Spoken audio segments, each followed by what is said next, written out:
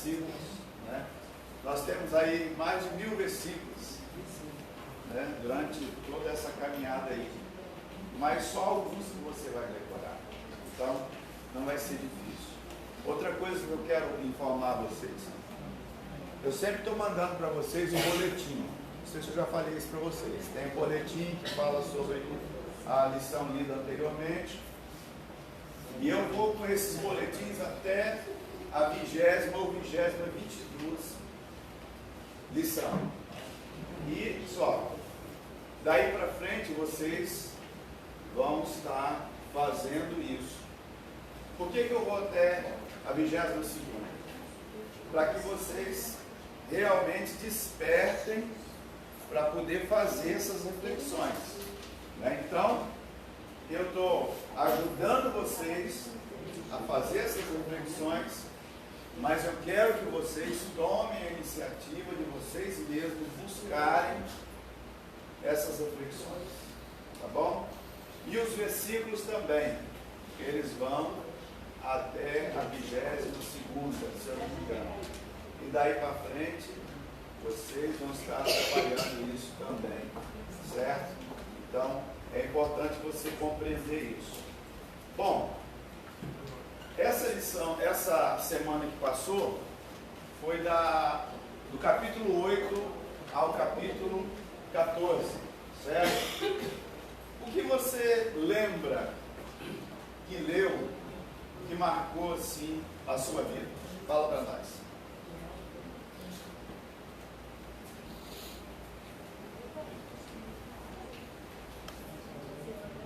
Não lembra nada?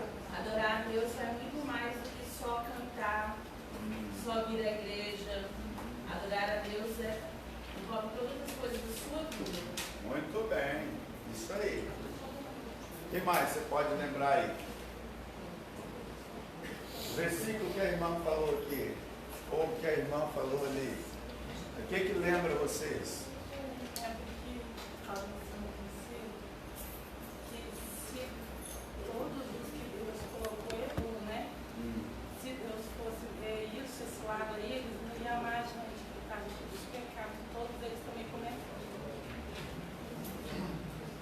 E uma coisa que me chamou muito atenção também é a questão do pai, né? E no dia até que eu estava vendo exatamente, se não me fala a memória, dia 9, dia 10, e a mulher estava até fazendo junto, e aí ele olhou para mim na hora assim, e disse que Deus vai nos dar muito mais do que aquilo que o pai terreno nos dá. E isso, na hora assim, foi meio que um impacto, né? Que eu nunca tinha parado assim para raciocinar com relação a isso, que realmente é muito mais forte a questão de Deus na nossa vida, e realmente o que Ele tem sonhado para nós é muito maior que aquilo que a gente tem sonhado, que o nosso pai terreno tem sonhado. Então isso aí realmente me deu uma acordada para que Deus tem para nós. Ok. Quem mais pode falar? Fala. Sim, pastor, mesmo desse versículo, né, que eu e a nossa irmã aqui, é muito maravilhoso. Assim, Deus mesmo diz, nunca os deixarei e jamais os abandonarei, né? E assim, a gente meditando, né, temos prova disso, que quando Deus criou o homem, que é o povo, Deus não abriu mão do homem, né? Deus já credenciou Jesus Cristo para trazer novamente o homem para perto dele. Então é muito maravilhoso nós sabermos que o Senhor jamais nos abandonará. É questão, pastor, também dos amigos de Deus. Aham. Eu achei muito importante. Até né, nesse base desse versículo, que mesmo ele, eu estava falando que mesmo Davi, por muitas vezes achando que Deus não estava com ele, desesperado, mas Deus nos reconheceu nisso. Eu achei muito importante ela falar que quando estamos em desespero, somos sinceros com Deus, falar que nós estamos, o que nós estamos sentindo, o Senhor ele não vai nos abandonar por isso, Ele gosta da nossa sinceridade. Isso assim, chama muita atenção. E Porque é muitas vezes a isso. gente aprende e fala que não, você não pode falar isso com Deus. E aí, esse amigo de Deus é você ser sincero com Ele. Isso. Ele quer a sua amizade. Ele quer a sua sinceridade. E as pessoas, nós vamos ver aqui, vamos falar sobre isso, e as pessoas não entenderam ainda um relacionamento com Deus. E isso dificulta um pouco a pessoa vivenciar uma vida com Deus. Porque ele não entende quem é Deus, ele não entende o propósito de Deus na vida dele, ele não entende o amor de Deus, ele não entende a bondade de Deus, a misericórdia de Deus, porque isso tudo está intrínseco na pessoa de Deus. Então, para se relacionar com ele, você precisa se conhecer. Pastor, na lição 12, eu gostei também do desenvolvendo a amizade com Deus. Compartilhar com ele com sinceridade os meus sentimentos, as minhas dificuldades, os meus sofrimentos. E isso aqui está me levando a ler 2, 3 Bíblias, por isso que eu estou com dificuldade de decorar o versículo. Tá certo. Linguagem diferente, entende? Da linguagem de Bíblia de hoje. Então, tem aquela linguagem mais aberta, mais explanada. E eu já estou acostumada com a do Almeida corrigida, né? Muito bem. E é bom isso, você fazer essa leitura olhando algumas versões, né? Para você compreender ao seu modo o que Deus quer falar com você. Então, isso é importante, por isso que a reflexão, ela é muito importante, é porque é um momento que você vai estar a sós com Deus. Ele vai estar comunicando uma verdade ao seu coração. Então, no momento que o senhor pedir, quem decorou, memorizou o versículo, eu posso dizer do jeito do versículo, sim, no íntegro. Daquilo que a irmã pegou, na versão que a irmã pegou. Não tem problema, não é que a gente vai ficar aqui preso à versão, entendeu? É porque eu gosto que a gente entende mais a Bíblia. Então tá bom. Vamos ver aqui. Isso vai dar quantos grupos aqui? Eu acho que tem que ser grupo de 5 novamente. Tem quantos mais ou menos? Grupo de 5, vamos lá. Fazer grupo de 5 aí.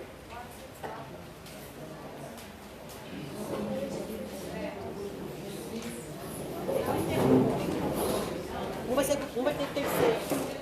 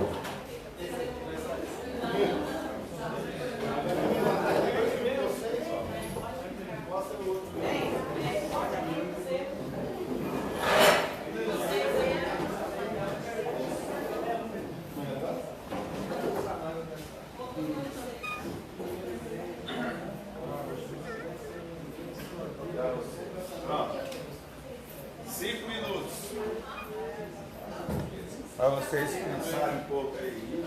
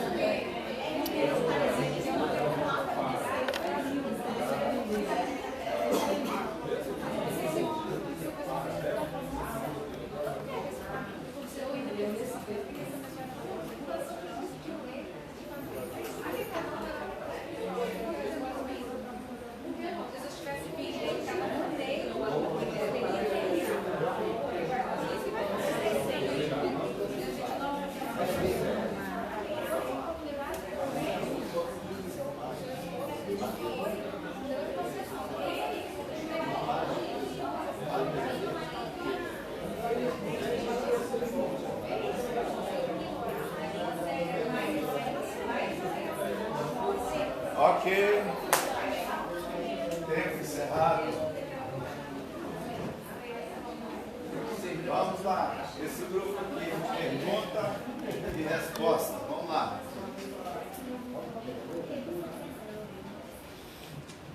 Primeiro, quando você pensa em render sua vida completamente a Cristo. Pastor, pode ser vários meses sem render a Cristo. Um falou medo da solidão. Porque é imenso quando Deus tem um chamado, e às vezes a gente tem que deixar pessoas, amigos, família. Aí tem o medo também de se colocar à disposição. Medo de entregar a direção da sua vida a Deus. Porque tem medo de quando você não está dominando, mesmo que sabe que com Deus é melhor, mas esse medo impacta muito. E a gente aqui refletindo, falando até sobre o curso. Será que estou no momento de fazer esse curso? Porque ele vai de tanto conhecimento, será que eu estou preparado para isso? Esses são os meus Segura esse medo aí que nós vamos ter resposta. Esse grupo aqui.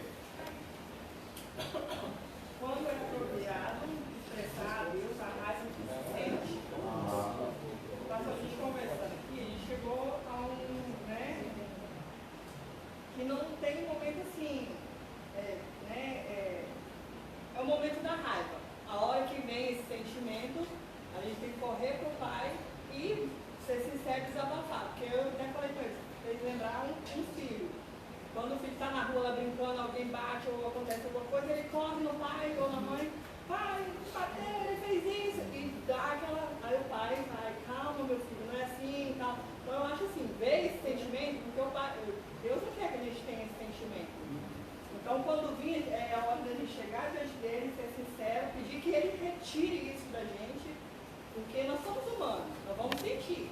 Só que Deus não quer esse sentimento para nós. Então, eu acho que o momento apropriado é quando vem sentimento. Aí, e esse sentimento que vem, ele vem de frustração, ele vem de medo. Então, quando você recorre ao Pai, você com aquele sentimento de raiva, você vai com um sentimento sincero, se transforma em sinceridade. Se você for sincero, ele vai te dar todos os recursos para te abraçar, para te acalentar, e aquele sentimento de raiva ele acaba se transformando em sentimento de você sai dali, assim, leve, refrigério. aquele sentimento é trocado. Você entra com aquele, fala para ele do sentimento que está sentindo e Deus transforma. E você acaba, Ok. Medo, sinceridade. Qual é a pergunta de novo? A pergunta fala assim. quando é apropriado expressar a Deus a raiva que se sente. Vamos lá. Então segura aqui, sinceridade, medo. Né? Vamos lá, aqui. O que é mais natural para você? Adorar sozinho ou publicamente? De qual forma você normalmente se sente mais próximo de Deus? A primeira aqui, né? Adorar sozinho ou publicamente? A gente conversando aqui, chegamos à conclusão que atualmente é publicamente, mas assim, na igreja, né? Porque normalmente é mais natural. É mais natural. Certo. Tira maior tempo, você vem que já vem com aquela. Mas que se tornou mais natural hoje. De que forma você se sente mais próximo de Deus?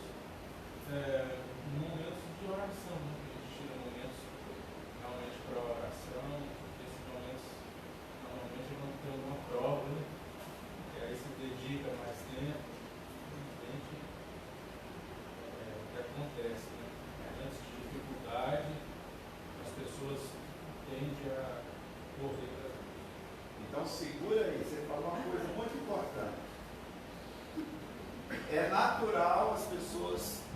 tratarem a questão da adoração na igreja.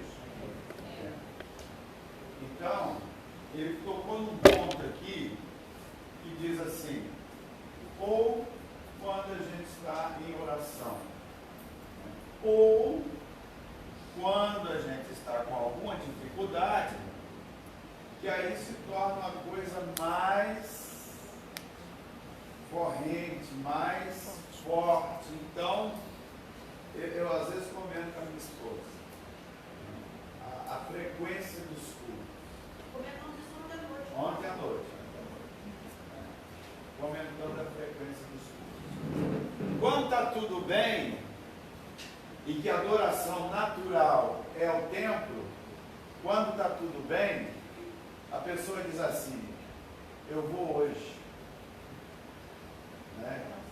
Amanhã não sei se eu venho não. Fui na escola do Dominical, não é? Isso é o natural. Aí quando a coisa aperta, ele fica procurando os dias de culto. Qual é o dia de culto? É quinta-feira, estou lá. É sexta-feira, estou lá. É oração, estou lá. Se não tem na dele, vai na Se não tem na dele, vai ter congregação, né, vai dar conta. Eu comentei assim com ele ontem. E as pessoas falam lá para o culto, porque senão as pessoas não têm equipe, não. Vem para a EBD. Eu estava no aniversário, não consegue vir à noite. Ele falou assim, é só ter muita luta. rapidinho, ele dá um jeito de adorar, de clamar. Então veja, o que nós estamos tratando aqui é de algo que nós vamos compartilhar ali. Porque uma das coisas que foi colocada aqui, medo. Né?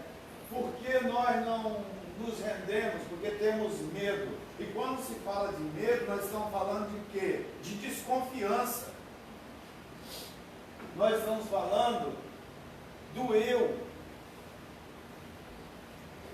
E isso, e até quando colocaram aqui, será que eu estou mesmo disposto a... Será que é o momento mesmo de eu fazer esse curso?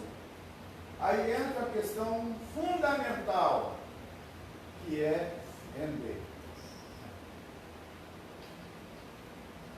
Se não houver rendição,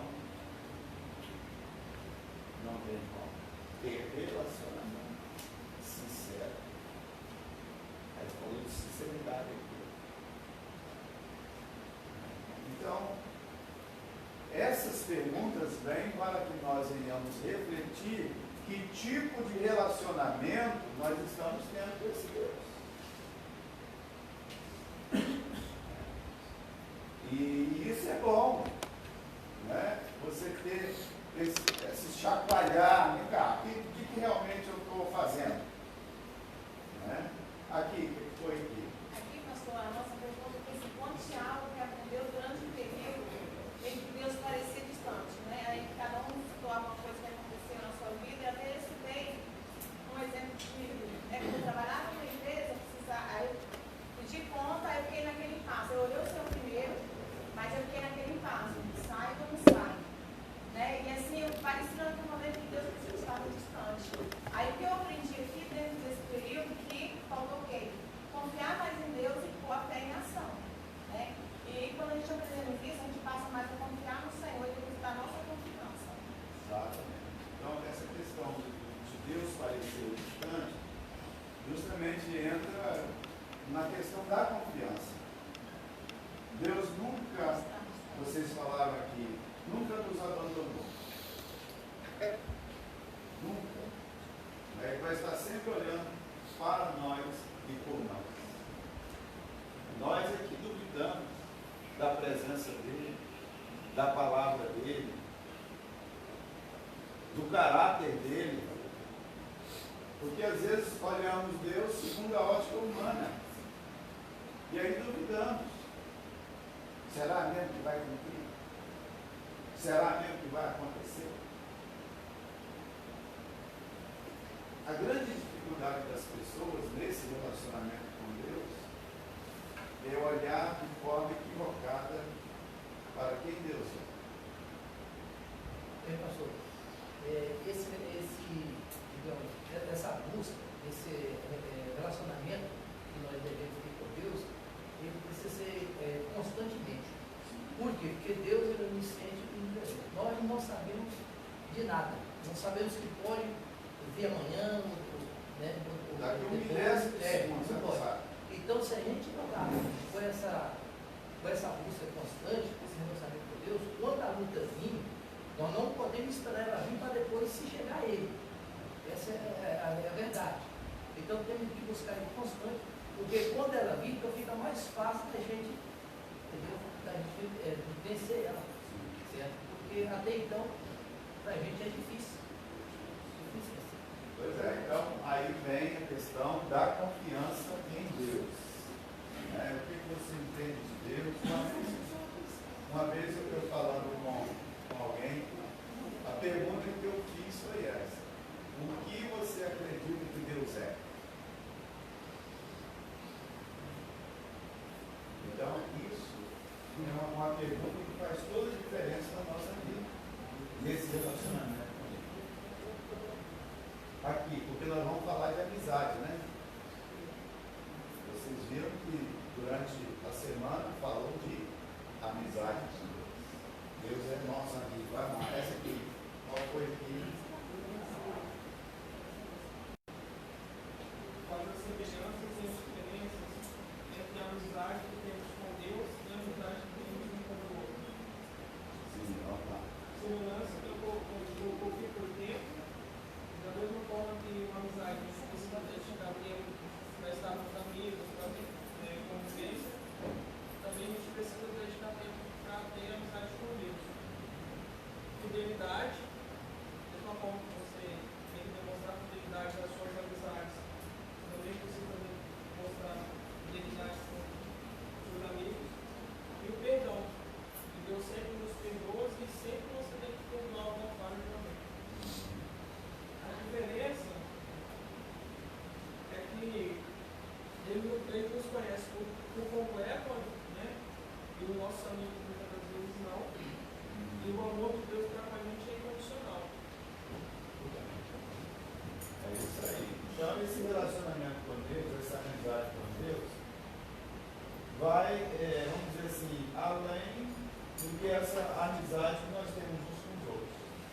Porque o nosso Deus, ele nos conhece profundamente. A gente falou sobre a Paula no grupo, e a gente vai falar sobre a diferença e semelhança. Quando se fala em diferença, eu vou contar para aqui foi em relação à confiança. Porque eu falo assim, eu pelo menos tenho essa dificuldade quando se fala de amizade, de confiança. A única pessoa que eu confio é Deus. Eu tenho essa dificuldade em relação a amigos externos, né? Eles estavam até pensando comigo, uma coisa sobre perdão, sobre também preparo, acho que tem amigos que são mais chegados que irmãos. Eu acho que a questão de confiança ela é o principal. Porque para Deus a gente pode se despir de quem a gente é, chegar para Deus se abrir, achar tudo, porque além de nos ouvir sempre julgar, ele pode resolver os nossos conflitos, ele tem poder para agir, para fazer qualquer coisa em nosso campo. Pois é, então por isso que a gente tem que entender que nesse relacionamento com Deus, essa amizade, ela tem que ser uma amizade de sinceridade. Principalmente sinceridade.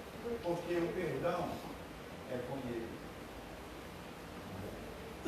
O fazer as coisas é com Ele. Mas a sinceridade nessa relação da amizade tem que partir de nós. Nós temos que estar sinceros, porque Ele sempre foi e será fiel. Então, aprender isso com Deus é você, como você disse, se despir. Né? É como naquela questão ali, na hora da raiva, você mesmo. Deus quer, irmão, que a gente seja nós mesmos nesse relacionamento. Não adianta você querer fingir quem você é diante de Deus. Você tem que ser você. Porque é isso que Ele espera de cada um de nós, nesse relacionamento. Não é? Aqui. Como o ato de viver toda a sua vida para a presença de Deus se diferencia do que a maioria das pessoas entende como adoração. Bem, no curso a gente tem aprendido que nós devemos adorar o Senhor em tudo, no nosso decorrer, no nosso cotidiano, desde a hora que a gente acorda, até a hora que a gente vai deitar, nos nossos afazeres, a gente pode ter relacionamento com Deus e isso é uma forma de você estar adorando a Deus. E já como eles falaram ali, a gente tem muito assim, entende como adoração, você vir para a igreja e louvar o Senhor aqui junto com os irmãos, levantar as mãos, isso a gente entende como adoração. Mas o que Deus requer de nós não é isso, é um relacionamento de adoração durante todo o nosso dia, com todo o nosso ser, com todo o nosso viver, com tudo com as nossas atitudes, é o que Deus requer que nós façamos, que nós o adoremos dessa forma. Bem, mais alguma coisa? Eu falei para você, essa gente tem aprendido, né? Pelo Senhor, nós devemos adorar Ele, né? Com o nosso dízimo, com o nosso salário, com tudo que Ele tem nos confiado, não é nosso, é do Senhor. Enquanto nós entendemos isso, em todo tempo nós honramos a Ele. Hoje eu até comentei com o meu colega, falei, quando a gente está crendo que o Senhor nos deu um dia de trabalho, e sabemos que não é nosso, mas é dele, a gente consegue sair do trabalho e estar aqui. Mas se nós não entendemos dessa forma, aí acontece, não, vou deixar todo o dia, provavelmente por mais tempo que eu amo o Senhor, porque Ele me criou e me sustentou, Então veja, quando você coloca essa questão desse relacionamento, em que a irmã comenta aqui de vários medos, né? Ali comenta a questão da sinceridade, ali fala da naturalidade em encontrar um ponto para ficar ali e dizer, aqui eu estou adorando, e ali fora eu posso não estar adorando, né? Então isso vai demonstrar o quê? Que o relacionamento com Deus precisa ser ajustado.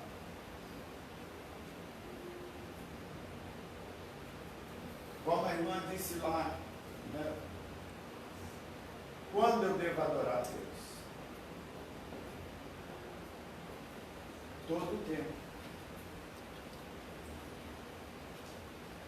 Todo o tempo. Mas, pastor, todo o tempo é. Porque nós somos feitos para agradar ao Senhor. E esse é o primeiro propósito que nós temos estabelecido. Agora vocês podem virar para cá. A partir desse momento,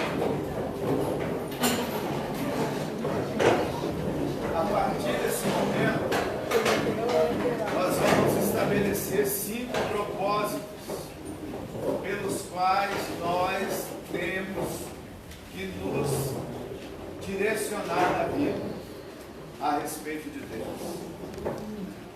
E o primeiro propósito é esse aqui, ó.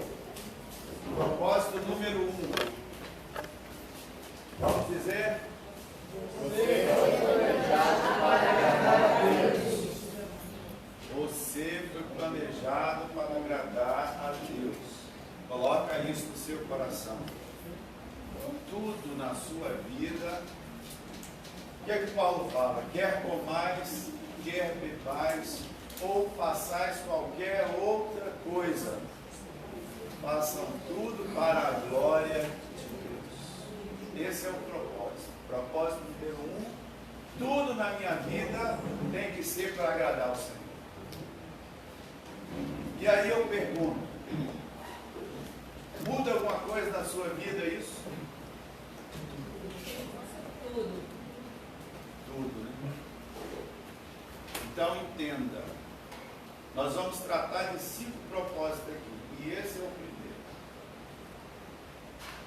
precisa internalizar no seu coração que a sua vida foi planejada, Deus planejou você, Deus planejou a todos nós para adorá-lo, para agradar-lhe. Então, você foi planejado para isso. Satisfazer a Deus é igual a adorá-lo. E aí eu chamo a sua atenção para o que nós aqui falamos. Estar com medo, ou estar muitas das vezes dizendo assim: será que eu estou preparado mesmo para fazer esse curso? E você ter que fazer uma reflexão sobre as suas crenças, no que você realmente acredita, por que você está aqui na terra. Satisfazer a Deus é igual a adorar a Ele. E na prática, isso vai implicar você viver para agradar a Ele. Simplesmente. Então você vai ter que entender que na faculdade você vai estar vivendo para agradar a Deus. Na sua casa, no seu lar, você vai estar vivendo para agradar a Deus. Lá no seu comércio, você vai estar vivendo para agradar a Deus. Lá na escola, você vai estar vivendo para agradar a Deus. Na igreja, você vai estar vivendo para agradar a Deus. Na sua família, você vai estar vivendo para agradar a Deus. Em qualquer lugar que você estiver, tem que estar ali um adorador. Porque Deus procura o quê? Verdadeiros adoradores. E Ele não procura, porque Ele não procura um lugar, Ele procura pessoas. Então você precisa entender isso. A sua vida tem que ser para adorar o Senhor. Em tudo. Agora, o que a maioria entende sobre adoração? Cantar. Estar na igreja. Cantar, orar. E a alegria, ter prazer de ser com o Senhor, né? Às vezes a gente fica assim até pensando, né? De algumas coisas que as pessoas falam quanto a estar na igreja e está entendendo que aquele tempo ali é um tempo de adoração, mas que muitas vezes ele não entende que aquilo ali é um tempo de adoração. Porque às vezes a pessoa vem para cá e aqui passa o tempo todo conversando, olhando para um e para outro e não cultua. Às vezes está aqui dentro e murmurando, porque o culto não foi bom, o pastor não está sabendo dirigir o culto, a palavra não foi boa. Aí entra aquela questão: o culto não é para você, o culto é para o Senhor.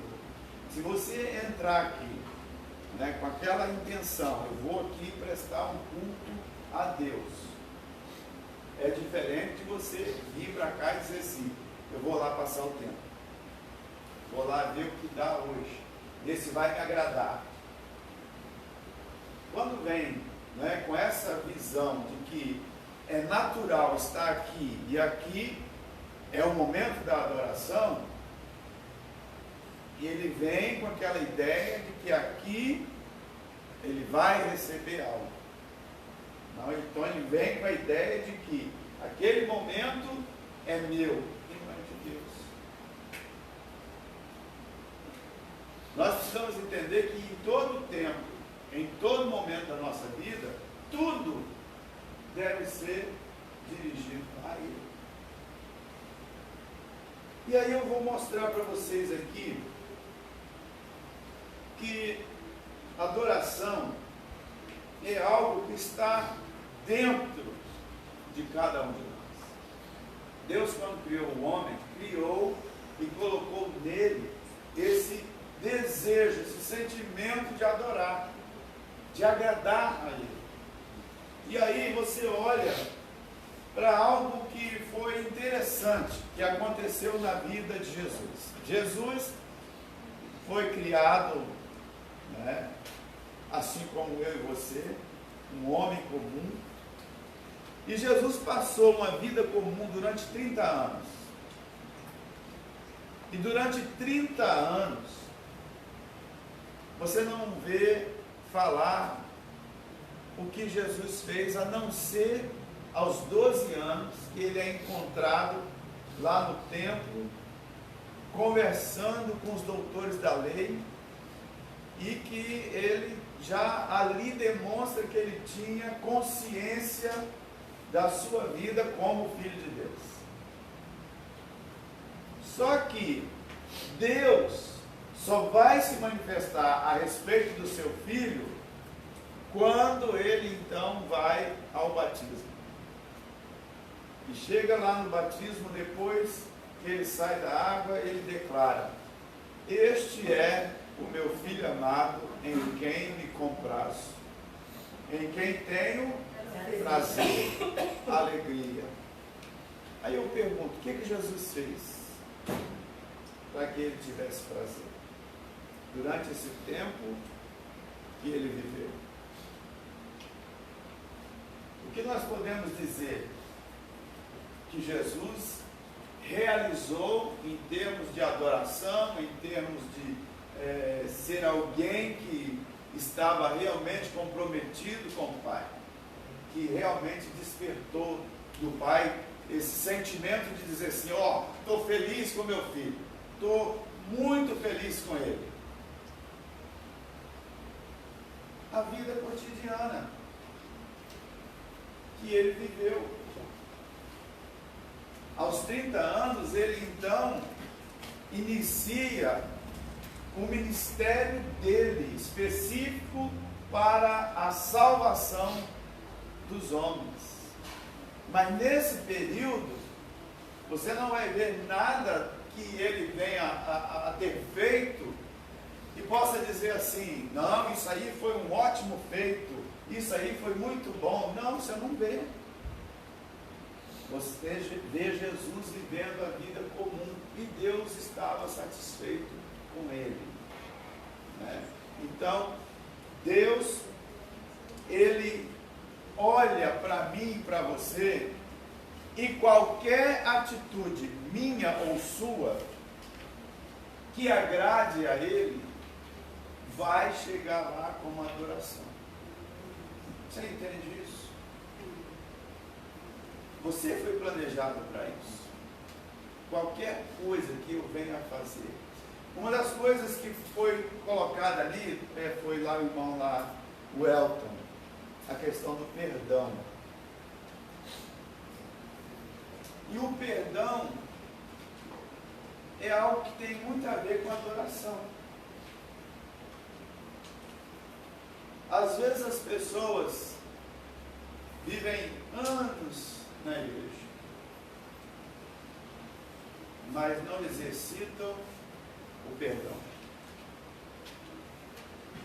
E isso impede a adoração.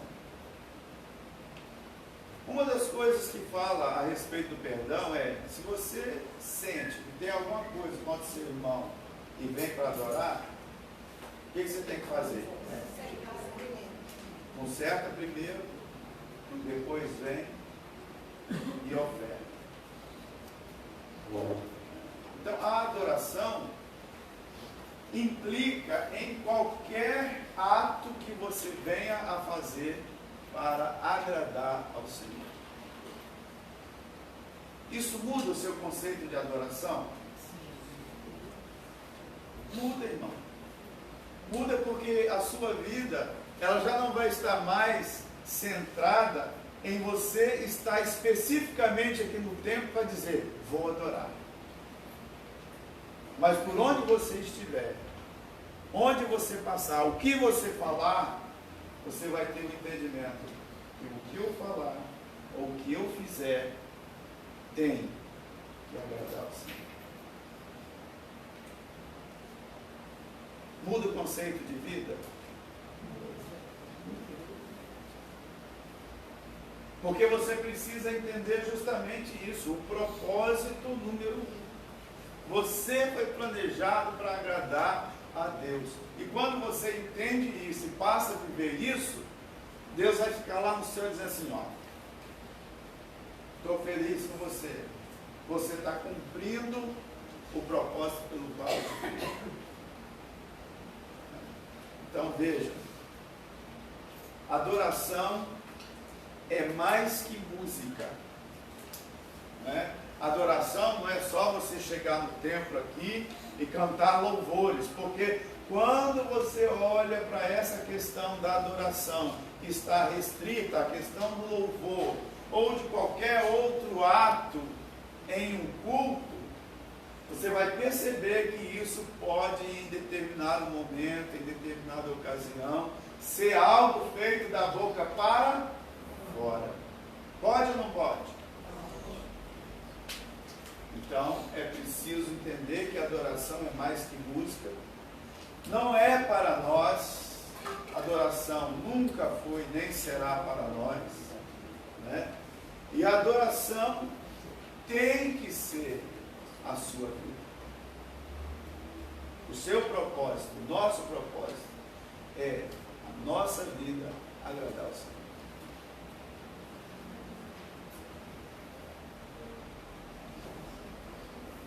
A Bíblia, ela nos fala de coisas importantes, como essa que Deus diz para o seu filho, da satisfação, na entrega da sua vida. Jesus ali, quando ele inicia o ministério, ele já inicia sabendo o que ele ia passar para cumprir a vontade do Pai. Você percebe que quando Jesus, nas suas falas a respeito da sua missão, ele fala que ele veio para dar a vida dele. Então ele começa a falar do propósito dele para os homens. E ele começa a falar do amor do Pai para os homens. E ele começa a revelar então o propósito dele na terra, que é reconciliar o homem com Deus. E aí isso traz satisfação ao Senhor. Isso traz para nós satisfação no sentido de realização de vida. As pessoas hoje estão buscando satisfazer algo que está no coração, que foi colocado dentro do ser humano, que é a questão da adoração. E por conta disso, muitas pessoas estão perdidas quanto a esse propósito. E algumas acham que a vida gira em torno de si mesma. Não tem aquelas pessoas que acham e dizem assim: eu trabalhei, eu ganhei, eu alcancei e eu tenho o direito de ser feliz. Não tem essas pessoas? O mundo está girando em torno de quem? Se esquece de que todas as coisas e a sua saúde, toda a força, toda a inteligência veio de quem? O foco da adoração virou para quem? Para si mesmo. E a satisfação da alma vai estar sempre ligada à adoração. Quando nós reconhecemos, quando nós nos rendemos, quando nós colocamos no nosso coração que o nosso propósito é agradar ao Senhor, tudo vai ficar mais fácil. Lembra que nós falamos aqui sobre o estresse? Quando se não conhece o propósito, o estresse vem. Porque você não foca no que realmente importa. Você foca naquilo que você acha que vai trazer satisfação para você. Mas o que vai trazer a plena satisfação, e aí é que a gente tem que entender que a vida plena, a vida abundante, não está em nós estarmos agradando a nós mesmos, mas agradando ao Senhor. Porque as demais coisas, irmãos, ele diz na palavra: buscai primeiro o reino de Deus e a sua justiça, e as demais coisas vos serão o quê? Acrescentadas. É algo que você precisa entender, que é algo recíproco. À medida que você se entrega, à medida que você se lança ao Senhor, Ele vai cuidar de tudo na sua vida. Aí você vai dizer assim: pastor, então eu devo deixar a minha vida de lado, não devo mais sonhar, não devo mais pensar, não devo mais correr atrás das coisas. Não. Você precisa viver essa vida que Deus te deu, mas entendendo o propósito dele, porque Ele te deu habilidades, Ele te deu talentos, Ele te deu dons, e isso tudo precisa ser usado aqui na terra. Lembra que nós falamos que a vida é um teste? Tudo isso foi dado a você. Com qual propósito? Que você trabalhasse tudo isso que Deus lhe deu. Então, como você vai trabalhar? Fazendo alguma coisa. Sonhando. Sonhando os sonhos de Deus para a sua vida. Né? Então, veja.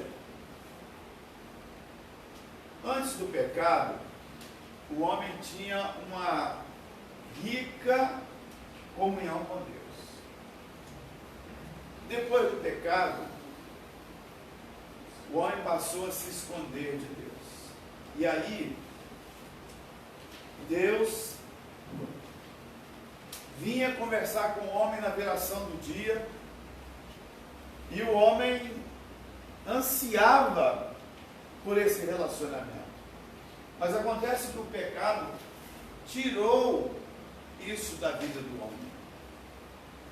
E muitas vezes, irmãos, as pessoas entendem que esse relacionamento com Deus é algo que a gente tem que ficar como Adão e Eva no princípio ficou, se escondendo, achando que vamos ficar de trás de uma árvore ou de qualquer coisa. Deus não vai ver o que nós fazemos ou deixamos de fazer. Essa relação com Deus, ela foi buscada para ser restaurada. E ela foi restaurada como? Com a vida que Jesus veio nos dar. No princípio nós falamos dessa vida, a própria vida de Deus.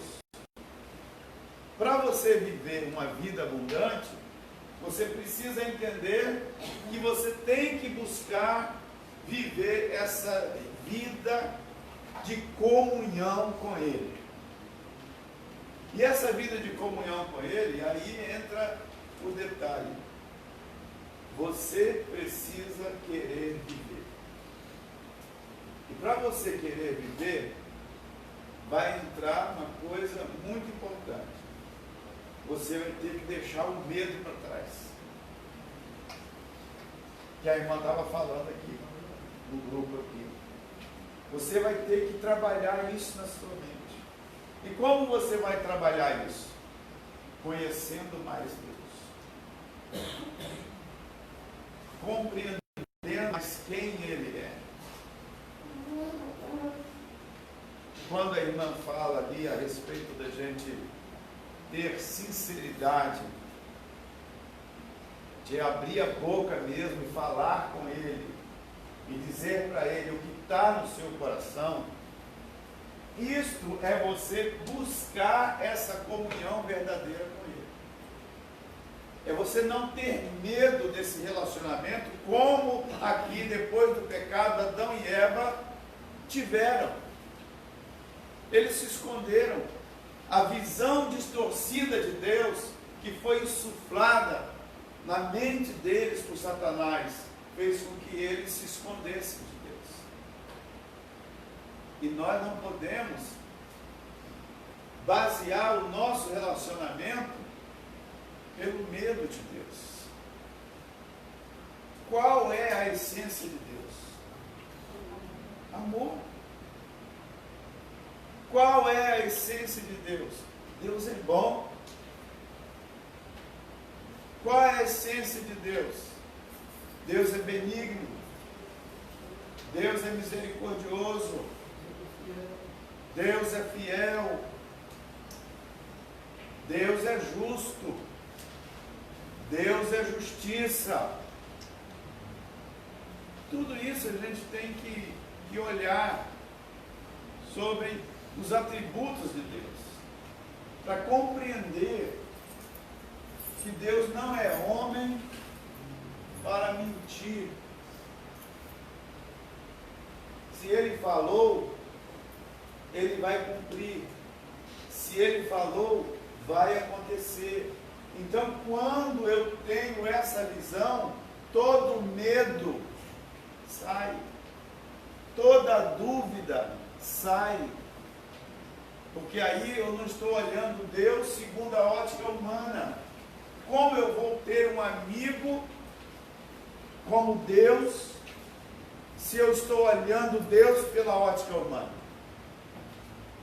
O irmão falou ali a respeito da relação de amizade, né? A irmã Paula comentou sobre a dificuldade dessa questão da confiança. A nossa vida com Deus não pode ser baseada nessa visão de confiança, olhando como se Deus fosse um homem. Deus é um ser que transcende a tudo o que foi criado, porque Ele é o Deus eterno e é fiel e verdadeiro. Sempre vai existir nele o quê? A verdade. Então eu não posso ter medo de me lançar. Eu não posso ter medo de crer. Porque o amor tira todo o medo.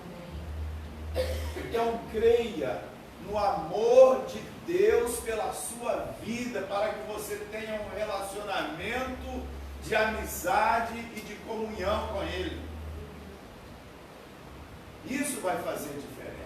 Quando você olhar para Deus e enxergar, Deus me ama. Mesmo sabendo quem eu sou, a Bíblia diz que Deus conhece a nossa estrutura e se lembra que nós somos o quê? Pó. Ele criou você. Ele sabe tudo a seu respeito. Tudo que está em você foi colocado por Ele.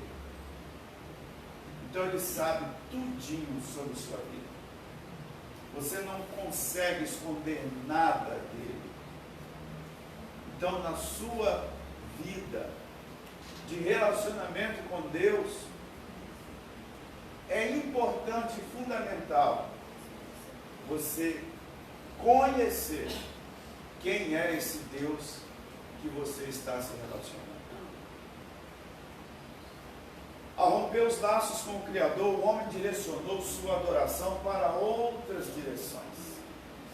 Quando nós estamos falando desse rompimento, nós estamos falando de algo que está dentro do homem, que é o desejo de adorar, que foi rompido e as pessoas então começaram a buscar outras fontes para adorar.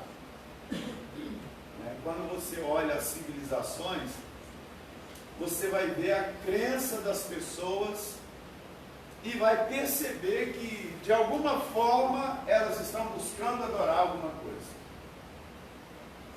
E isso leva a gente buscar aqui algumas informações a respeito do que esse desejo de adorar, que está intrínseco no homem, está colocado no homem, fez. E aqui nós vemos o monoteísmo, a crença em um Deus singular, em contraste com o politeísmo, a crença em várias divindades. O enoteísmo envolve a devoção a um Deus único, ao mesmo tempo em que aceita a existência de outros deuses. Olha só, existem mais de 33 milhões de deuses e deuses hindus chamados de Devi e Deva. Isso é lá na Índia. Veja como é forte esse senso de adoração. Como isso está entranhado no homem.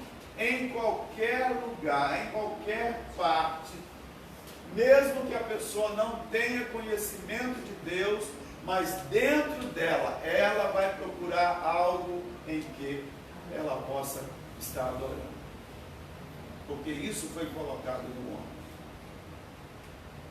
O deísmo, o politeísmo, o hinduísmo, o budismo, o confucionismo, o taoísmo, o shintoísmo e outras religiões falam também a respeito dessa questão que está intrínseca no homem, a adoração. Mas o homem se perdeu. O homem se perdeu nisso porque o pecado veio e afastou o homem de Deus. E aí você vê o deísmo, que já é uma posição filosófica naturalista, que acredita na criação do universo por uma inteligência superior, e aí que pode ser Deus ou não. E o homem vai sendo levado por essas coisas.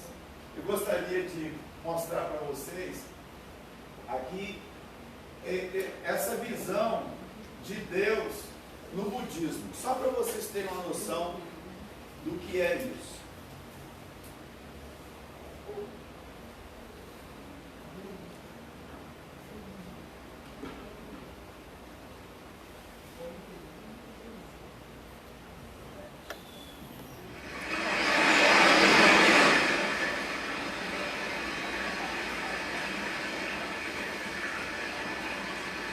O budismo não tem conceito de Deus. Olha que interessante. Então, você me pede para explicar. Vou explicar o quê? A mente humana.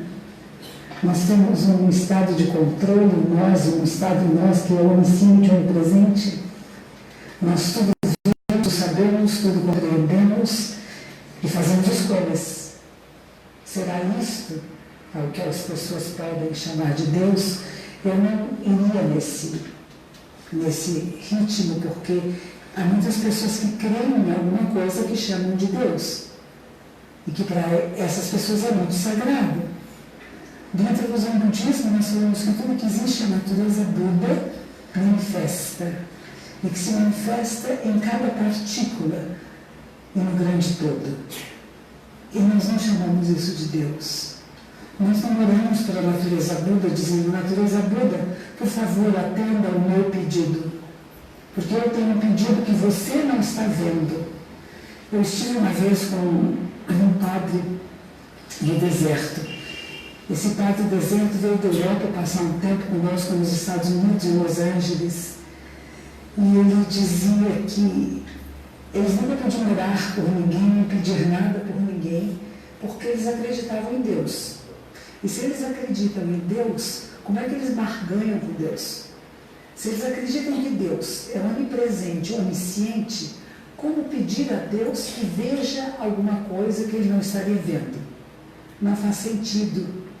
E isso me pareceu muito coerente com aquilo que é o pensamento budista.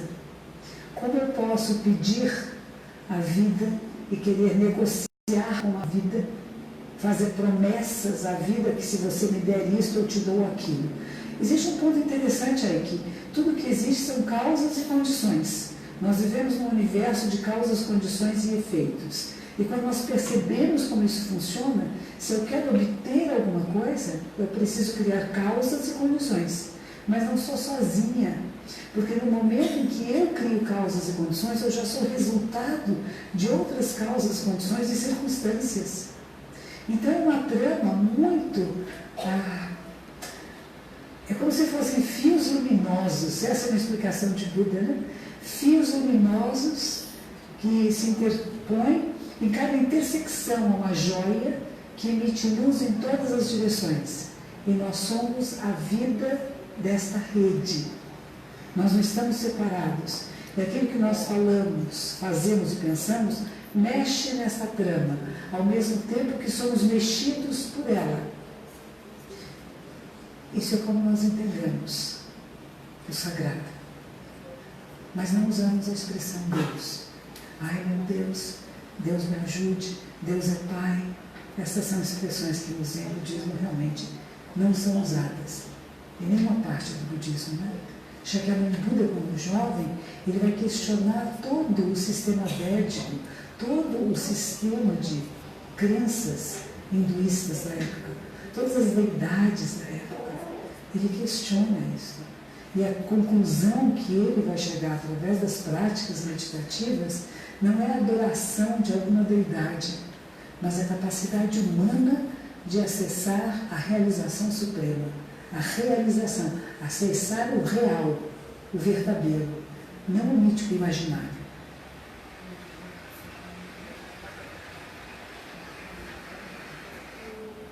E então, o que vocês entendem dessa explicação?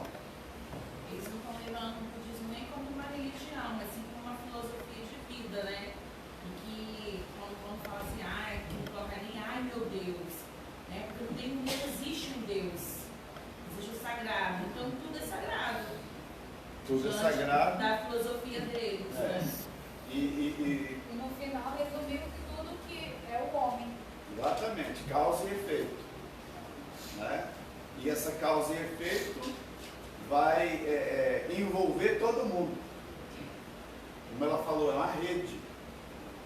Né? Então, veja, há uma exclusão de Deus e há um imaginário de que todo mundo é sagrado. Então Deus fica de lado e o homem, pelas suas ações e reações, é que determina o que será a vida. Então Deus fica de fora. Agora veja, como eles veem Jesus?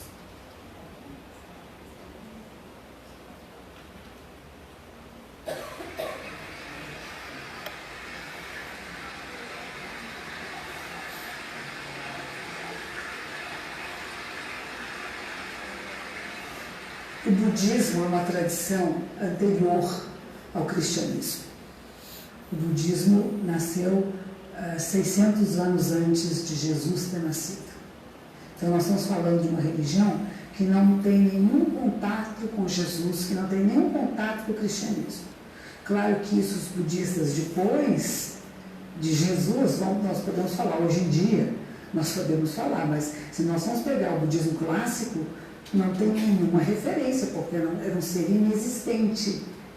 Nós aqui no Ocidente temos um relacionamento muito próximo com Jesus, o Cristo Redentor no Rio de Janeiro. Uma vez trouxe uma senhora japonesa para visitar o Rio, e ela disse assim, que interessante, quem é essa imagem que se parece com Buda? Nenhum cristão, nenhuma pessoa brasileira teria o desconhecimento que é Jesus e que é Cristo, né? Então, às vezes nós pensamos que o mundo inteiro conhece Cristo, que todas as populações do mundo conhecem e o reconhecem. Não é bem assim. Há povos que nunca ouviram falar de Jesus, há povos que nunca leram a Bíblia e que não sabem o que é cristianismo. E são pessoas maravilhosas. Então, o budismo ele não tem um estudo de Buda, de Jesus, ele não tem um estudo da Bíblia, nós não temos estudos cristãos. Mas eu participo muito do encontro interreligioso. Esse encontro interreligioso começou no século XIX. O encontro entre cristãos e budistas começou no século XIX. E ele continua até hoje. Aqui em São Paulo, a gente teve o arcebispo Dom Paulo Evaristo Arnes, e uma das coisas que faleceu há pouco tempo, uma das coisas que ele costumava dizer muito era isso, né? Nós precisamos ter um encontro interreligioso, encontro de culturas. Não é só encontro de tecnologia, não é só encontro de coisas materiais, porque isso é a grande transformação do mundo, quando nós nos reconhecemos e nos aceitamos na nossa diferença. Eu não poderia catalogar Jesus de Nazaré dentro de um pensamento budista, porque poderia ser ofensivo àqueles que consideram que Jesus de Nazaré é o único Filho de Deus. E esse é o tipo de pensamento que dentro do budismo não existe. O budismo não fala sobre Deus, não fala sobre uma pessoa especial. Então não teria como seria ofensivo se eu dissesse que eu devo pensar isto de Jesus. Eu me lembro que Sua Santidade o Dalai Lama, quando lhe perguntaram, ele falou: sem dúvida é um ser extraordinário, que 2000 anos depois da sua morte é tão adorado, respeitado e seguido por grande parte da população da Terra.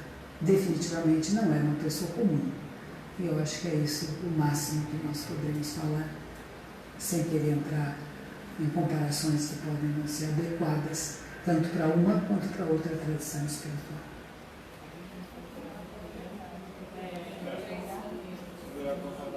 Ao mesmo tempo, ela reconhece e desconhece, né? Dizer que ele foi um homem extraordinário, né? Mas o que chama a atenção é dela dizer o desconhecimento, né? Que Jesus passou a existir depois do budismo. E aí você encontra a declaração de Jesus dizendo assim: antes que Abraão existisse, eu sou. Ele já existia.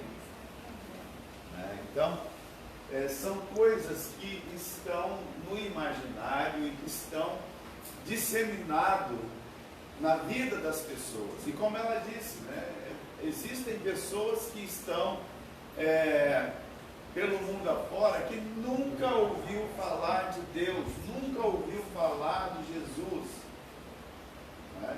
Mas mesmo nunca ouvindo falar de Deus, nunca ouvindo falar de Jesus, dentro deles tem a essência que os leva a buscar adorar a Deus. Por isso é que nós falamos do vazio que está na alma das pessoas, porque elas estão em busca de uma adoração e muitas vezes desconhecem a quem adorar. Nós vamos prosseguir. Uma outra questão que eu gostaria de colocar para vocês, que é importante dentro dessa questão da religião, porque a religião nos leva para Deus, a religião nos leva ao encontro daquilo que foi colocado dentro de nós. E nós temos que estar preparados para a eternidade. A essência da adoração nos leva a pensar na eternidade. Mas o que acontece com as pessoas? Volta aqui, eu peguei o Zen budismo como exemplo para nós. Sobre a morte.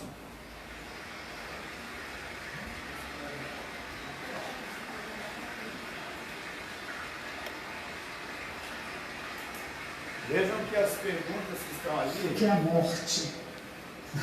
Eu não me lembro. Se eu já morri antes, eu não me lembro. E como eu não estou morrendo agora, também eu não posso dizer porque eu não estou em contato direto com a experiência da morte neste momento. É alguma coisa muito sedutora para nós, porque sabemos que é garantido. Assim como é garantido nascer, é garantido morrer. E muitas pessoas que nós conhecemos já morreram. Não só atores, atrizes, grandes pensadores, grandes filósofos, grandes cineastas, uma infinidade de seres que já morreram e que deixaram uma memória muito bonita para nós. Alguém deixa uma memória bonita, alguém deixa uma memória feia.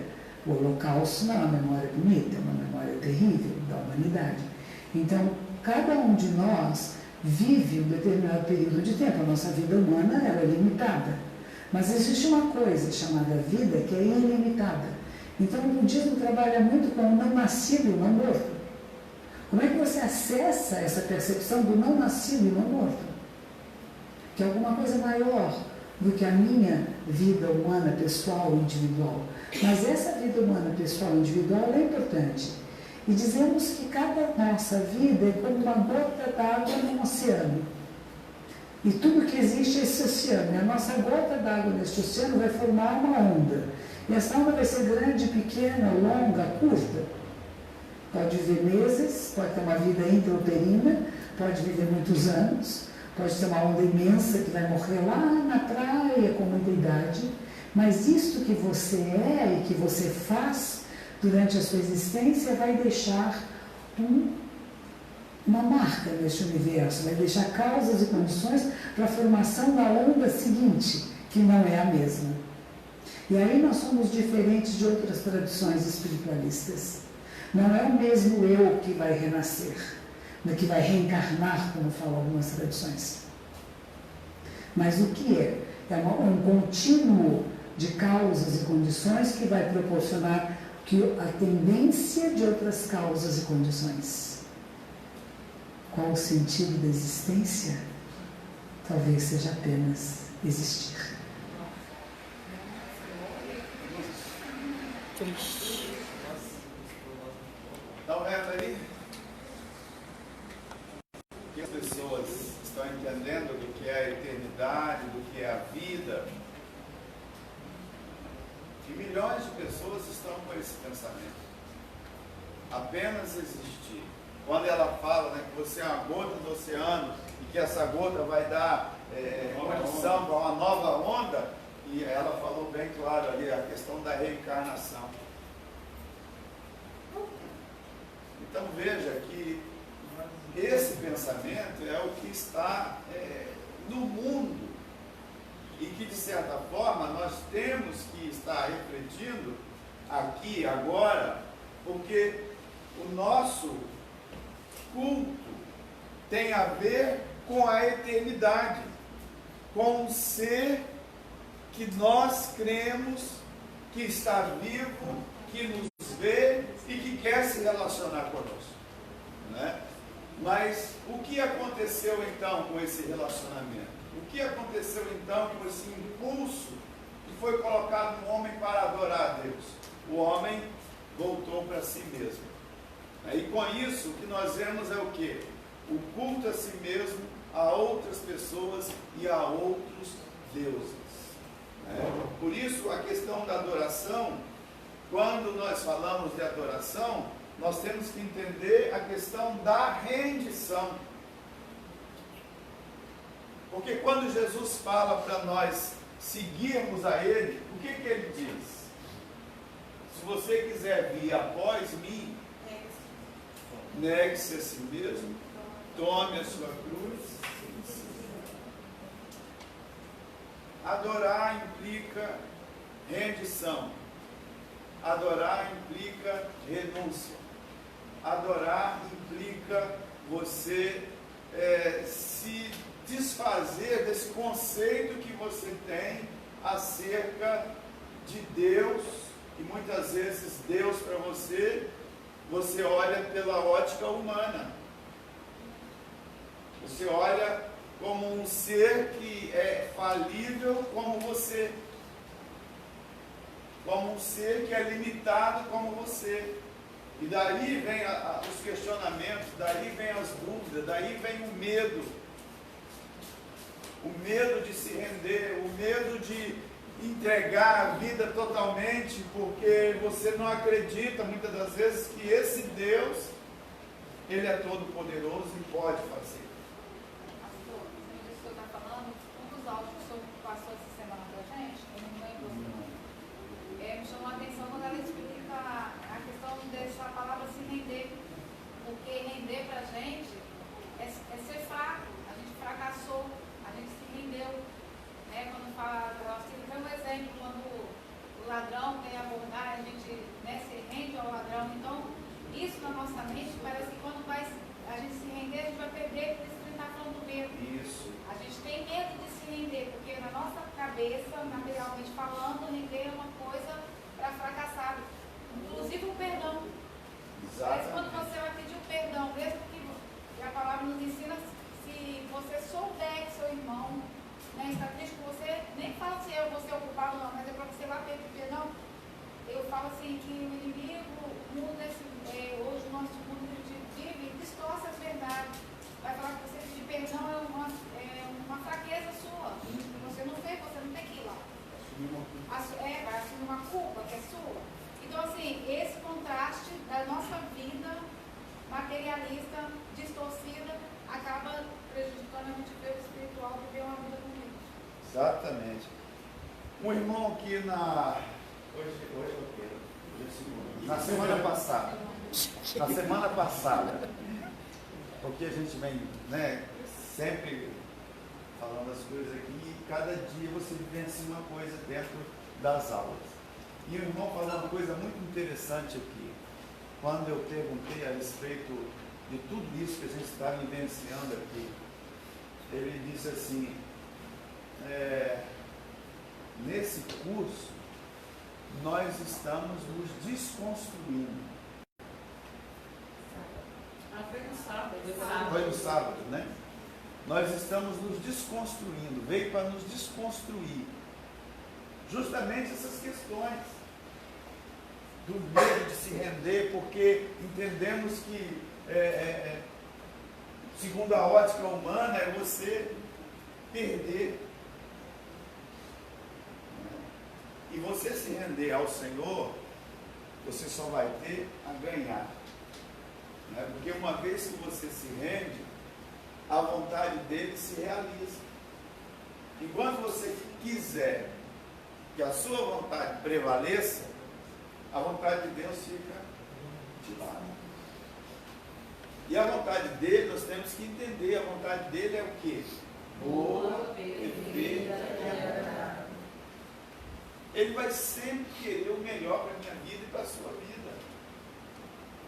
Quantas pessoas estão deixando de viver essa vida abundante porque está muito centrado no eu? O eu falar mais forte, principalmente nessa questão do perdão.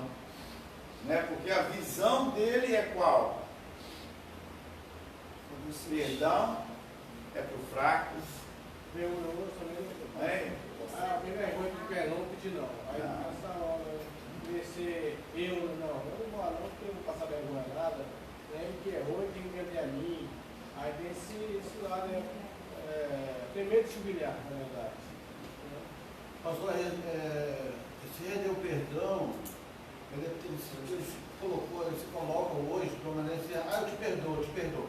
Mas o perdão mesmo é na hora de perdoar aquela pessoa que fez algo para você, que te magoou, que te machucou, e você exercer o perdão.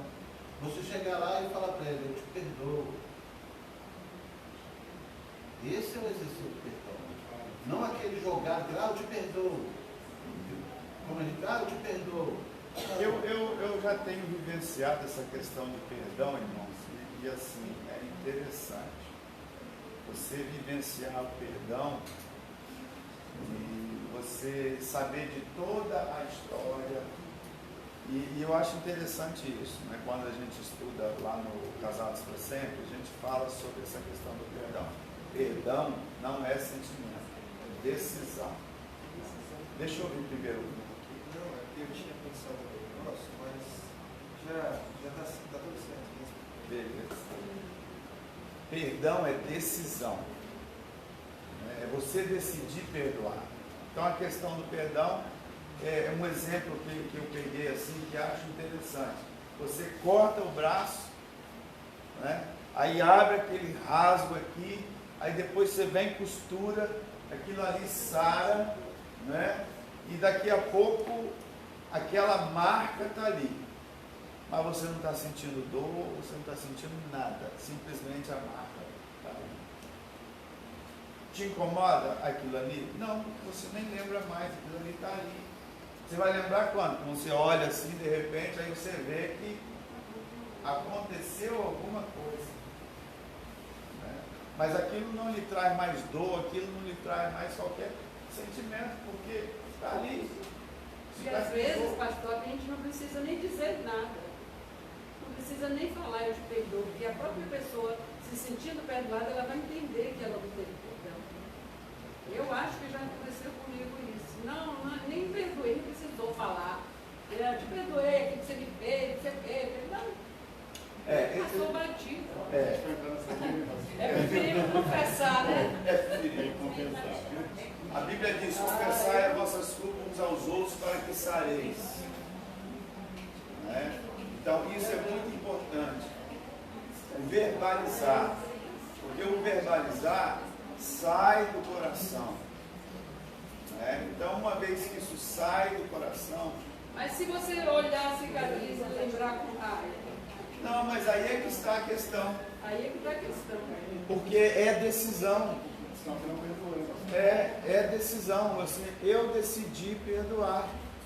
E quem olhar, quem sentiu e sentir com raiva, isso ela me fez. Então ela não se sentiu perdoada? Não, ela não sentiu ainda que ela perdoou. Entendeu?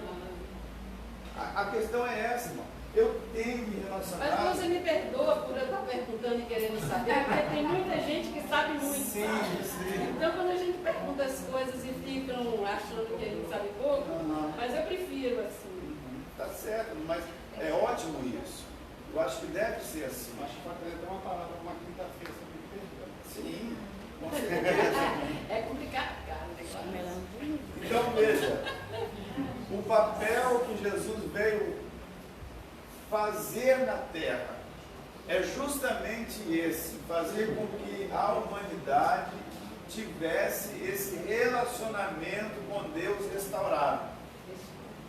Né? Ele reconciliou consigo mesmo, ele trouxe o perdão para nós. Nós não merecíamos. Né? Então ele veio, ele tomou a iniciativa. Veja o exemplo de Deus. Ele tomou a iniciativa de vir até nós e nos oferecer o quê?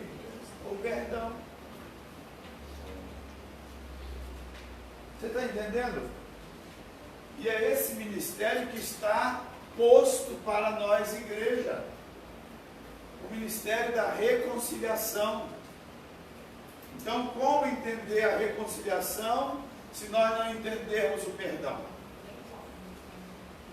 Como entender o relacionamento com Deus se nós não entendermos o perdão?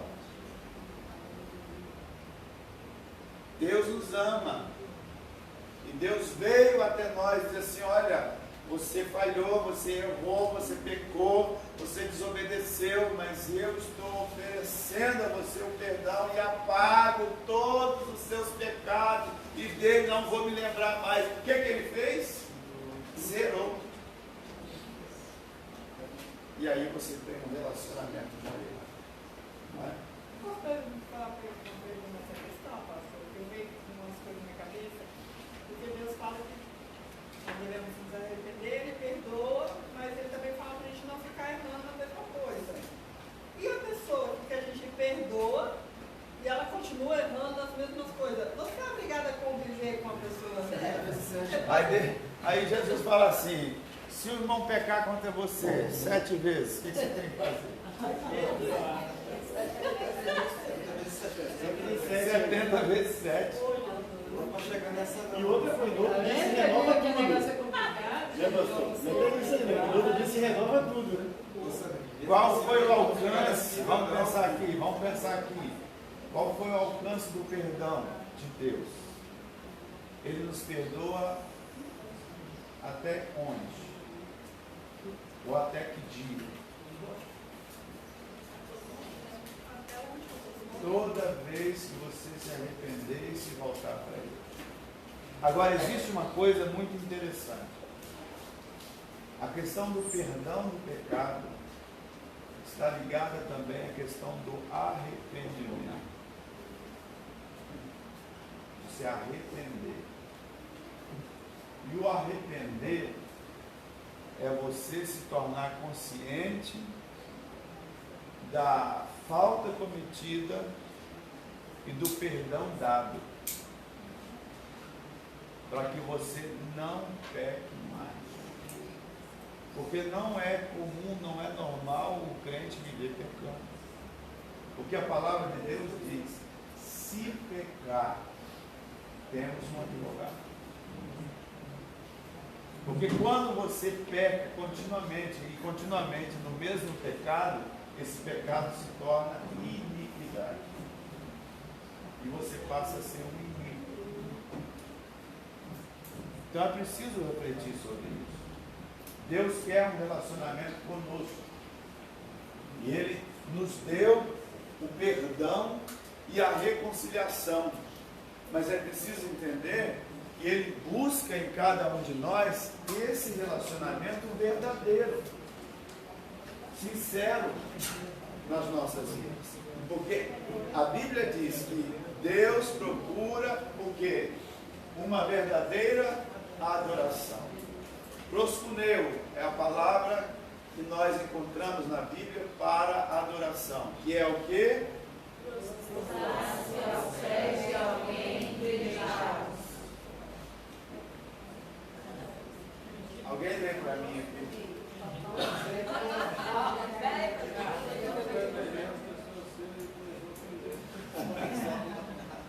Isso aí, pastor, é usado para referência às pessoas serem Eu queria só destacar aqui essas duas palavras, pospineses e latrelsis, que é o quê? No sentido de servir com tarefa levítica, serviço divino. Eu, você, todos nós, que estamos trazendo uma adoração ao Senhor com a nossa vida, temos que entender que tudo o que nós estamos a fazer como sacerdotes para o Senhor. Estamos adorando a Deus, trazendo adoração a Ele. Porque a Bíblia diz que Deus nos fez reis e sacerdotes para a glória de Deus Pai. Viver nesse mundo aqui como salvos e reconciliados com o Senhor implica nós entendermos a nossa posição como sacerdote. E temos que apresentar ao Senhor a adoração todo dia, em todo momento, em qualquer circunstância, em qualquer situação. Tudo deve redundar em adoração ao Senhor.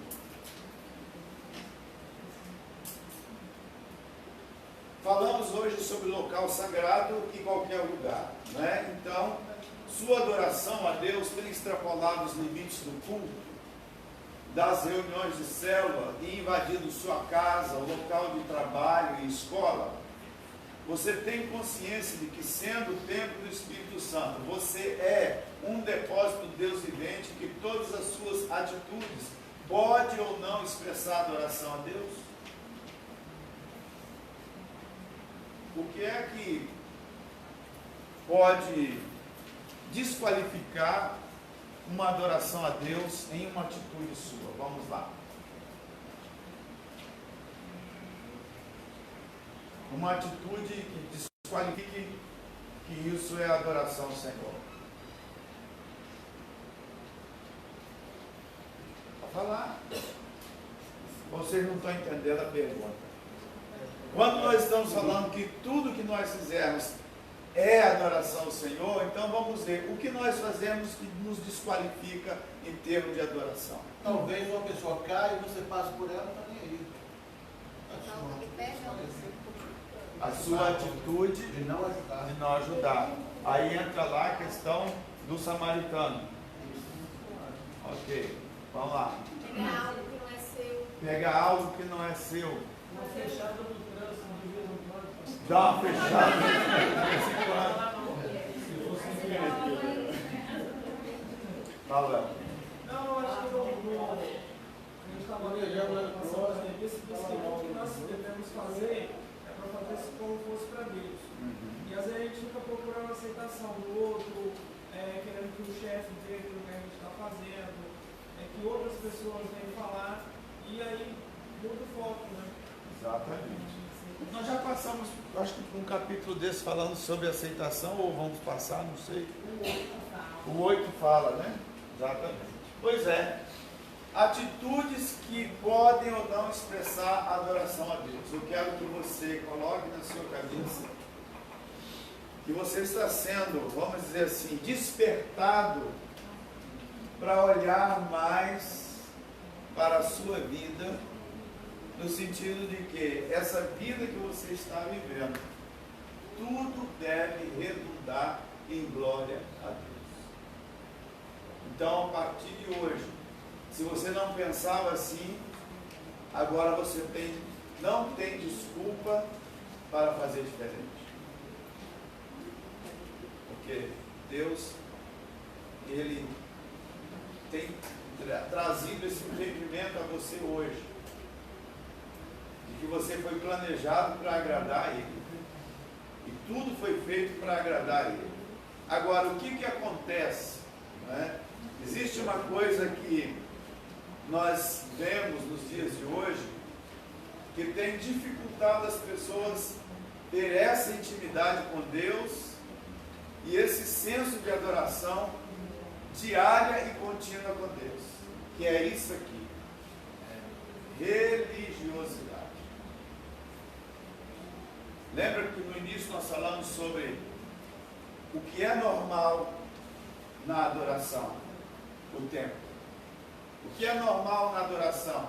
Eu fazer algo que eu acho que tem que fazer para isso ser adoração. Né? Então, hoje em dia, o conhecimento de Deus se dá, por exemplo, através da leitura da Bíblia, da oração, dos momentos de louvor e adoração. Quanto ao tempo do seu dia, você tem dedicado a isso? É uma pergunta. Sua vida cristã tem se baseado em uma religiosidade vazia ou um relacionamento com Deus?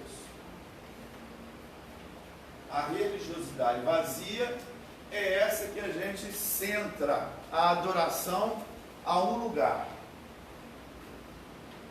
Então, para você ou para essas pessoas, a adoração vai ser vir ao templo. A adoração vai ser ser líder de um departamento na igreja. A adoração vai ser líder do ciclo de oração. A adoração vai ser maestro de uma orquestra. A adoração vai ser responsável lá pelo som da igreja. Tudo isso é importante, mas a adoração verdadeira é a sua vida. É aquilo que você faz com a sua vida para Deus. E pastor, fala em adoração e local de vir adorar a Deus, como já foi colocado, se é do tempo e tal, e se é verdade ou não, o senhor está falando aí, mas sempre mais aqui na minha mente, aquele encontro que Jesus teve com aquela mulher samaritana. Sim. Que ela apontou para um monte de Gerizim, que os pais adoravam ali, né? Ele disse que o que importava, nem só ali, mas em qualquer lugar, mas em espírito e em verdade. Exatamente. Em qualquer lugar. Né? Que seja em espírito e verdade. Exatamente. Então aí a gente volta aqui a essa questão da adoração, que tem a ver com o que as pessoas interpretam hoje o que seja adoração. Muitos estão envolvidos com o ritualismo e hipocrisia, e a espiritualidade e verdade fica de lado. Hipocrisia é o que é? Vamos ver? Fingimento, falsidade, e na realidade não possui. Você é cristão? Você é filho de Deus? Você realmente adora a Deus? Ou você vive uma vida hipócrita? A irmã falou ali sobre sinceridade, né?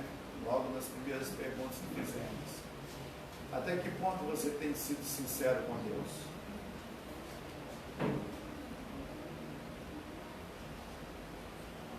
Aí você vem aqui. Essa palavra deriva do latim e do grego, ambos significando a representação de um ator, atuação, fingimento no sentido artístico.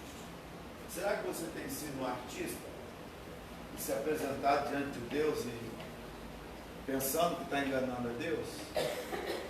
Pensando que está oferecendo uma adoração a Ele verdadeira? E Deus não vê como vê o homem. Exatamente. Adoração implica em sinceridade. E aqui vem, eu achei interessante isso aqui. Em média, olha só, uma pessoa mente 7 vezes a cada 10 minutos de conversa. Nossa!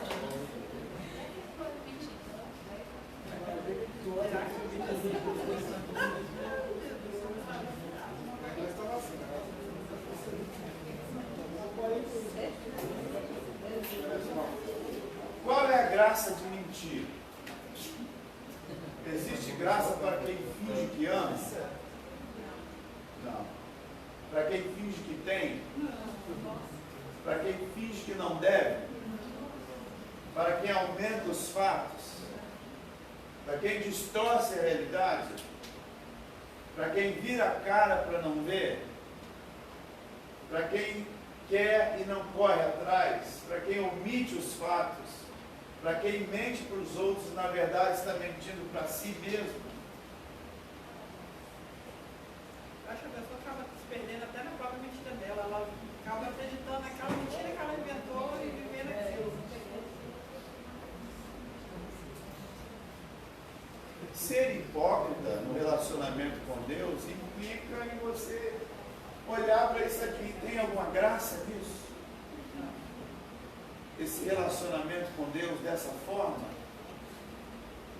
Em você olhar e fingir que ama Deus. Você ama Deus? Amo. Mas na hora que Deus fala assim, então faz igual fez com Abraão, me dá o seu filho. Ah, Senhor, agora o amor já ficou meio estremecido. Aí, amor, até mais assim, ó, nem pedir o filho, fica a missão. Eu não fico a missão, pelo amor de Deus, meu filho não. A gente tem pessoas assim, falando que não tem. Vocês estão entendendo, irmãos, o que é isso, hipocrisia? O que é esse relacionamento com Deus, essa adoração ao Senhor? Deus está procurando verdadeiros adoradores. Se você diz que ama e na verdade não faz, vamos dizer, aquilo que Ele manda fazer, você não está amando, você não está confiando, você não está entendendo quem Ele é. E isso faz toda a diferença na adoração. Veja o que ele fala aqui em Isaías a respeito da adoração. De que me serve a minha multidão dos vossos sacrifícios, diz o Senhor? Já estou farto do holocausto de carneiro, da gordura de animais, nem me agrado de sangue de bezerros, nem cordeiros, nem de bodes. Quando vindes para comparecer perante mim, quem requereu isso em vossas mãos, que viesse a pisar os meus atos? Não continueis a trazer o quê? Pernas vãs. O incenso para mim o quê? Abominação. Sabe o que significa incenso? Oração. Então o povo começava a orar, ou então aquele que muitas das vezes está aqui e diz assim, ah Senhor e tal, começa a orar.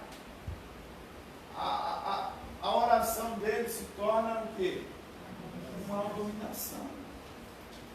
E as luas novas, o sábado, a convocação das assembleias, não posso suportar o quê? O que é iniquidade? Pecado recorrente. Já endureci o coração, e aí eu estou pecando ali, já não sinto mais nada e continuo pecando. Se tornou iniquidade. As vossas duas novas solenidades, a minha alma o quê? Odeia. Então Deus mudou a forma de ver o culto, irmãos. Não. Deus não mudou a forma de ver o culto a Ele. Continua da mesma maneira. Às vezes as pessoas pensam que isso aqui serve apenas para aquele momento para Israel, mas isso aqui mostra os princípios de Deus quanto à questão de Ele ver o culto, como é que Ele enxerga o culto. Por isso, quando estendeis as vossas mãos, escondo de vós os meus olhos. Então, o que ele está falando? O que adianta você estar ali e dizendo, oh, exaltando o nome do Senhor, e o coração está longe? A mão está levantada, mas o coração não está dizendo nada. Adianta alguma coisa? Não. E ainda que multipliquei as vossas orações, não as ouvirei, por causa das mãos que estão cheias de sangue. Tirai a maldade dos vossos atos, aprendei a fazer o bem, procurai o que é justo, ajudai o oprimido, fazer justiça ao órfão, tratai das causas da viúva. Você vai encontrar isso aqui, questão de fazer o bem, o que é justo, órfão, viúva. Isso aí tudo, irmãos, é um princípio de Deus quando Ele cria eu e você e diz assim, olha, eu te dou dons e talentos. Vai administrar isso em favor do outro. E é o que nós menos pensamos. Né? Porque quando ele diz lá, foste fiel no pouco, sobre o muito te colocarei. Qual é a visão de Deus? Ele está nos preparando para a eternidade, para reinar com Ele. Aquilo que fazemos aqui vai redundar na eternidade. Aquilo que nós administramos aqui, que Deus nos deu, vai implicar no resultado lá na eternidade. Então é preciso refletir sobre isso. A adoração que você oferece a Deus nos cultos da igreja, na reunião de célula ou em momentos a só com Deus, tem sido em espírito e em verdade ou tem sido um ritual vazio e hipócrita? Você tem expressado a Deus a adoração que está em seu coração através de atitudes externas ou o seu culto tem sido apenas algo interno? Aí vem um apelo, né, a você que tem sido exposto a todo esse conteúdo que a gente tem passado para vocês. Adoração. O TSD, que é o momento a sós com Deus, ele é muito importante. No primeiro momento da sua vida, onde você vai se preparar para o seu dia a dia, ou que encerrou o seu dia a dia e vai ter esse momento a só com Deus. Muitos não estão tendo esse tempo. Muitos estão vivendo, vamos dizer assim, no automático. Chega de manhã, eu deitei, dormi, acordei porque o Senhor me sustentou, glória a Deus, vamos à luta. Será que é esse tipo de relacionamento que Deus quer?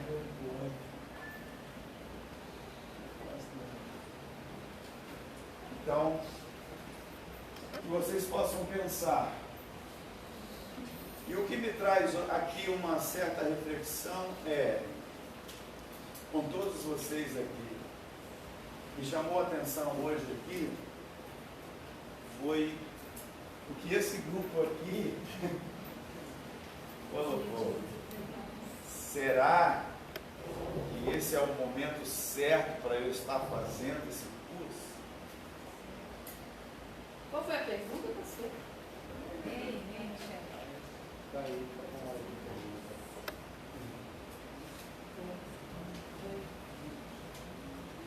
Que medo vem à tona quando você pensa em render a sua vida completamente a Cristo? Que medo? Em render sua vida completamente a Cristo. O amor tira todo medo.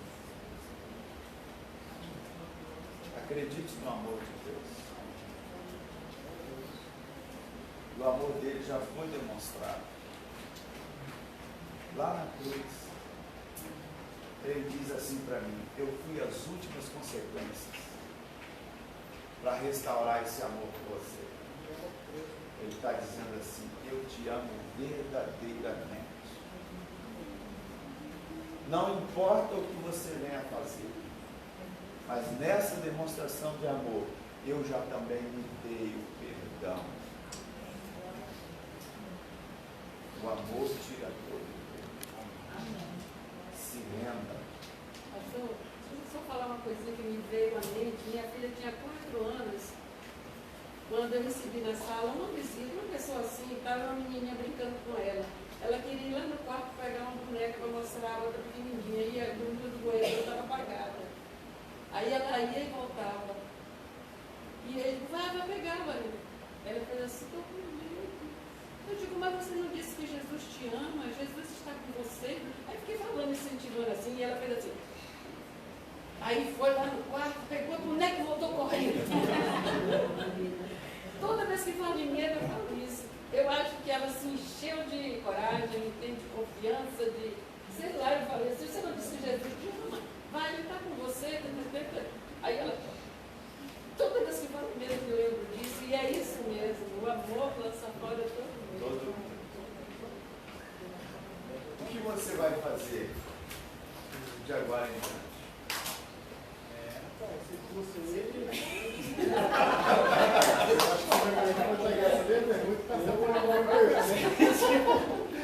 eu dou o passo e glória a Deus.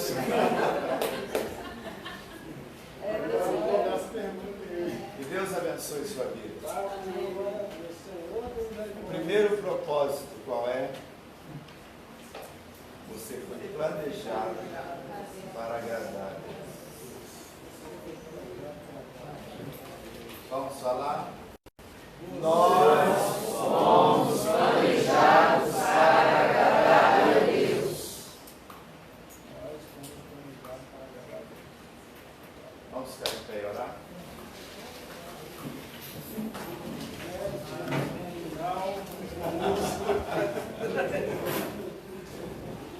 Pai, somos agradecidos a Ti por esse tempo que o Senhor nos permitiu passar aqui. Te louvamos, ó Deus, pela Tua palavra. A Tua palavra que é a verdade eterna para as nossas vidas. Que nós possamos compreendê-la, Pai. Que possamos vivê-la intensamente, essa verdade nas nossas vidas. E possamos nos render totalmente ao Senhor. Que todo medo seja lançado fora, Pai. Que nós possamos compreender o Teu amor, o Teu perdão para as nossas vidas. Que possamos viver essa vida abundante que o Senhor tem comunicado a nós. Assim oramos e abençoamos os Teus filhos, Pai. Em nome de Jesus. Amém. Deus abençoe a todos.